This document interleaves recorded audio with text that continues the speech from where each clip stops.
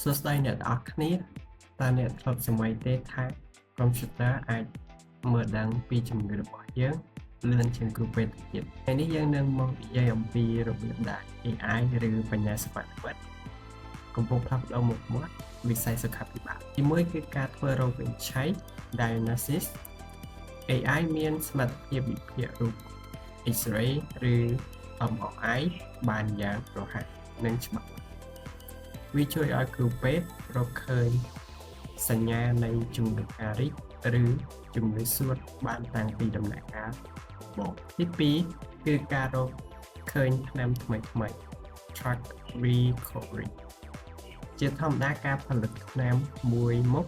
ចំណាយពេលរាប់សិបឆ្នាំប៉ុន្តែជាមួយ AI ដំណើរការនេះ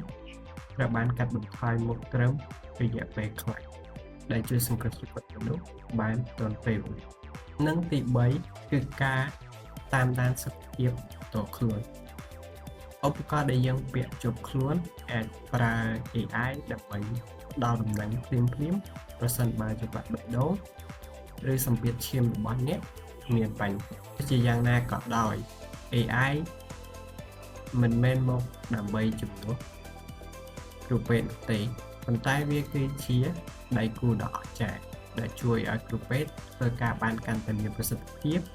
និងជួយព្យាបាលអ្នកជំងឺបានកាន់តែល្អប្រសើរចុះអ្នកវិញយល់យ៉ាងណាដែរ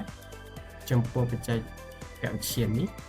សូម comment នៅខាងក្រោមហើយកុំភ្លេចចុច like និង share ដើម្បីទទួលបានចំណេះដឹងថ្មីៗជួបគ្នានៅវីដេអូក្រោយ